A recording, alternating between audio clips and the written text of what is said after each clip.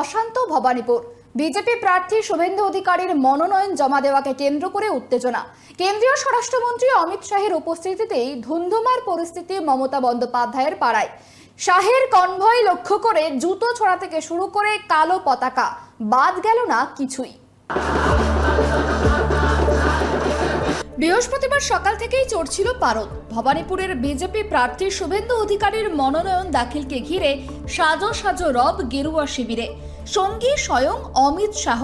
কিন্তু road show যখন মুখ্যমন্ত্রীর বাড়ির গলির সামনে পৌঁছালো, তখনই বদলে গেল ছবিটা। শান্ত এলাকা হয়ে ওঠে অশান্ত। মুখ্যমন্ত্রীর বাসভবনের ঠিক উল্টো দিকের গলিতে আগে থেকেই জড়ো হয়েছিলেন তৃণমূল কর্মী সমর্থকরা।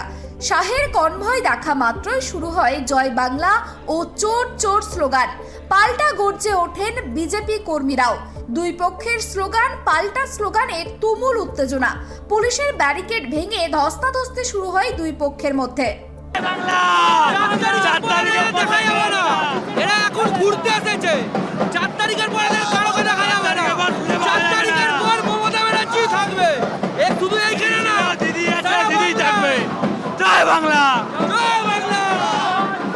অমিত শাহ, শুভেন্দু অধিকারী, স্বপন দাশগুপ্তর মনোনয়নের কনভয়, সেই কনভয় কিন্তু ধীরে ধীরে এগিয়ে যাচ্ছে। আর তারই মধ্যে মুখ্যমন্ত্রীর বাড়ির সামনে উত্তপ্ত পরিস্থিতি। এসআইআর ইস্যুকে কেন্দ্র করে স্বরাষ্ট্রমন্ত্রীকে অমিত শাহকে কালো পতাকা তৃণমূল কর্মীদের।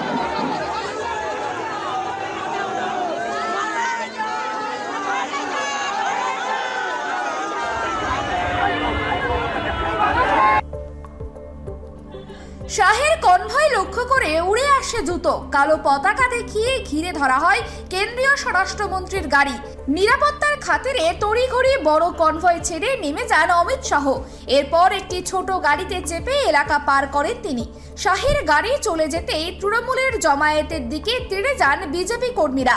মাঝখানে মোতায়েন পুলিশ বাহিনী। পুলিশের সঙ্গে বিজেপি ধস্তাধস্তি চলে মুখ্যমন্ত্রীর বাড়ির গলির মুখেই। সার্ভে বিল্ডিং এও চলে স্লোগান পাল্টা স্লোগান।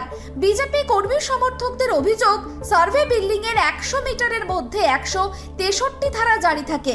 সেই এলাকায় জোরে গান বাজাচ্ছিল তৃণমূল। অন্যদিকে বিজেপির বিরুদ্ধেও একাধিক অভিযোগ তোলে তৃণমূল।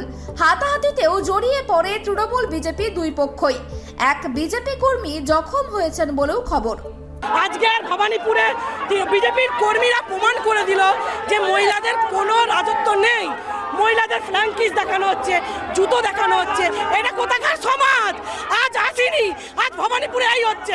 আসলে কি করবে? সেই সব স্বপ্ন নরেন্দ্র মোদী ঘুমিয়ে ঘুমিয়ে দিল্লিতে দেখুন। দিল্লিতেই ভালো লাগবে, ভবানীপুরে ভালো লাগবে না। বন্ধ হবে, আমরা বলে দিয়েছি, এখনো পর্যন্ত বন্ধ করেনি। যদি না বন্ধ হয় আমাদের প্রার্থী আসার আগে আমরা উঠে নামিয়ে দেবো। তখন যেন পুলিশ আমাদের থামাতে না আসে, এটা আগের থেকে বলে দিলাম। এটা অভিযোগটা পুলিশ শুনতে পাচ্ছে না, কানে কুলুপি রেখে আছে, দালালি করে যাচ্ছে পুলিশ। বারবার করে বলা হচ্ছে মাইক বন্ধ করতে, মডেল কোডের ভায়োলেশন। যেখানে দেখবেন সেখানে দালালি। এই জায়গাটা সাইলেন্স জোন, এটা অ্যাবসলিউট সাইলেন্স জোন। এখানে 144 আছে, এটা নমিনেশন সেন্টার। এখানে বাজানো যায় না এগুলো গানগুলো। এখানে আগ বাড়িয়ে ঝগড়া করার সৃষ্টি। আজকে মমতা ব্যানার্জির পায়ের তলায় মাটি চলে গেছে, তাই এই নোংরামিগুলো করছে। যতক্ষণ এটা বন্ধ হবে, ক্যান্ডিডেটকে এখানে দাঁড় করিয়ে রাখবো বন্ধ করার জন্য। এত বাধা আর উত্তেজনার মধ্যেই শেষ পর্যন্ত সার্ভে বিল্ডিং এ গিয়ে মনোনয়নপত্র জমা দেন শুভেন্দু অধিকারী। তবে এই গোটা ঘটনা যে নির্বাচনের আগে দক্ষিণ কলকাতার রাজনৈতিক উত্তাপ বহুগুণ বাড়িয়ে দিল, তা বলাই বাহুল্য। ক্যামেরায় বরুণ ভান্ডারী, স্বপন রায়ের সঙ্গে ত্রয়ন চক্রবর্তী ও অভ্রদীপ দাসের রিপোর্ট, KTV বাংলা।